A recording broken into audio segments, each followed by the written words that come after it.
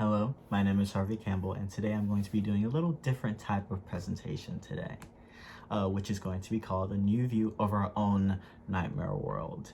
And through this presentation, I'm going to be going over the Nightmare on Elm Street series. So a very brief analysis on the Nightmare on Elm Street franchise goes, there's this guy named Freddy Krueger, and he is burned alive by the townsfolk.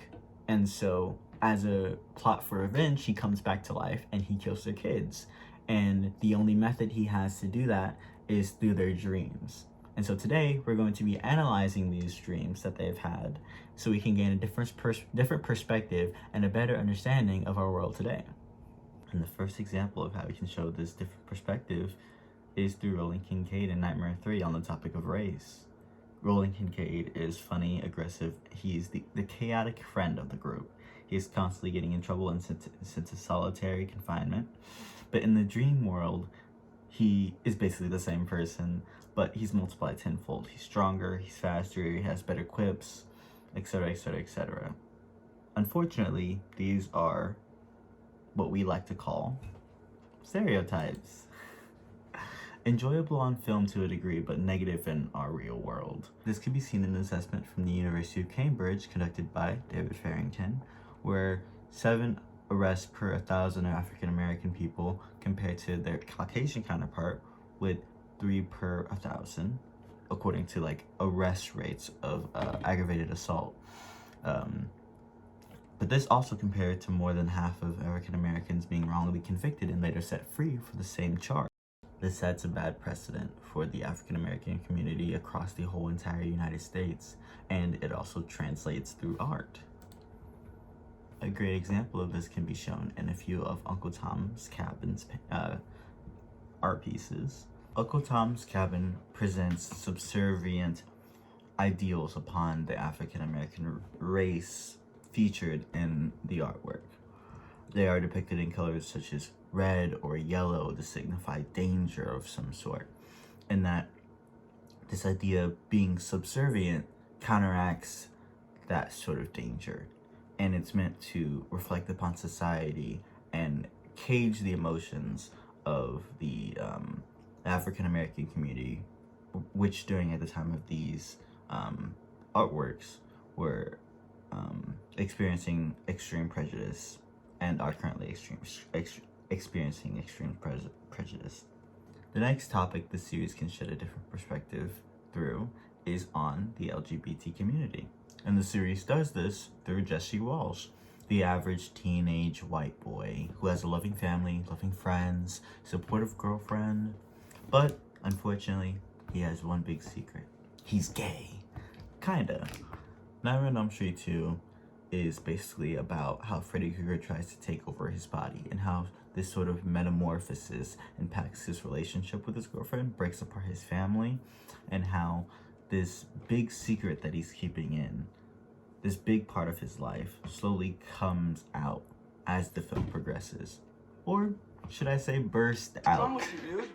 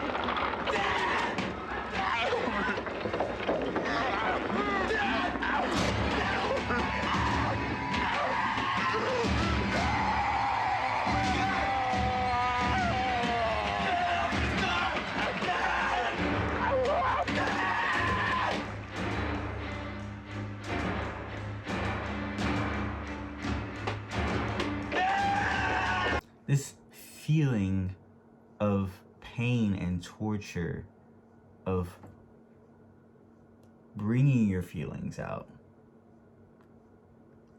it has this sort of freeing sense to it. It's this freeing feeling.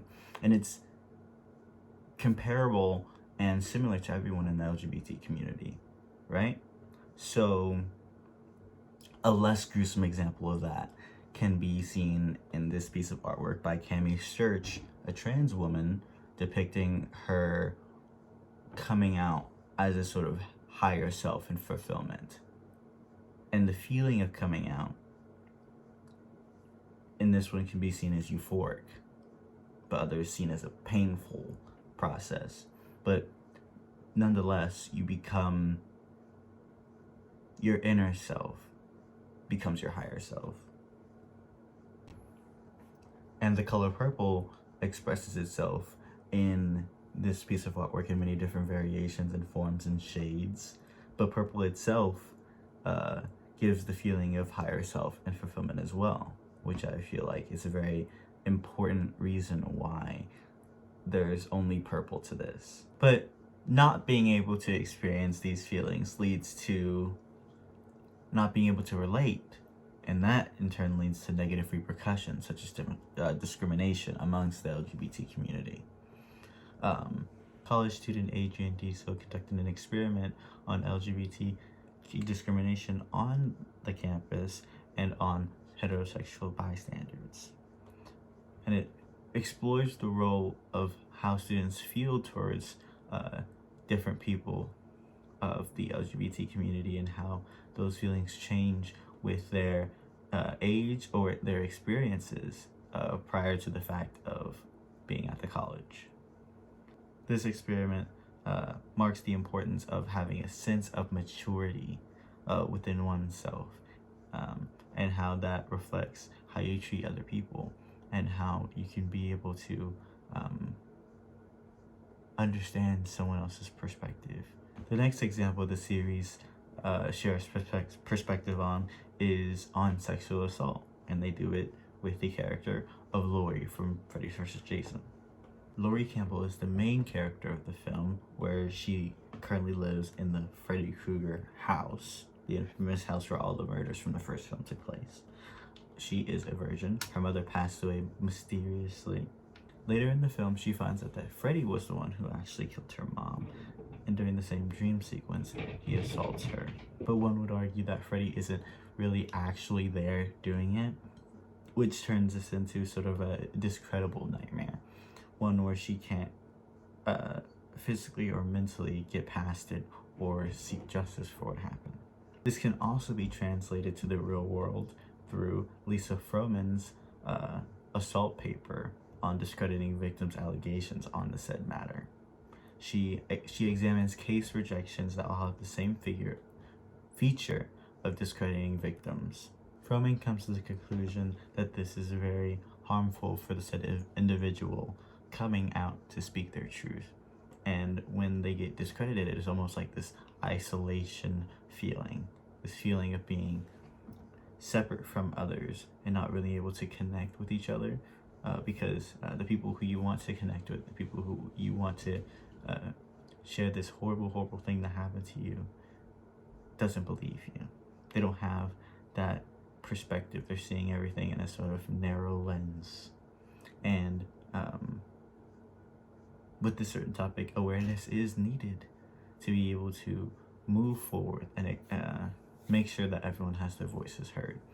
All of these problems with our world stem from one common source, in my perspective, and which is fear. But coincidentally, in the Nightmare series, Nancy Thompson, the final girl from the first one, she discovers that Freddy operates and survives on fear. She releases all the fear that she kept within herself, and she vanished him. Fear is what keeps us in our small, tiny little boxes. It keeps us trapped in mundane routines and not being able to take the risks that you want to have the life that you want. And One thing that this series has taught me is that to reach our higher self, we have to break through the stereotypes that are brought and fed by fear to be able to truly become one with ourselves. To know that who you are is good enough. You don't have to change for anyone else or anything else. And here are more sources. Thank you so much for listening. Goodbye.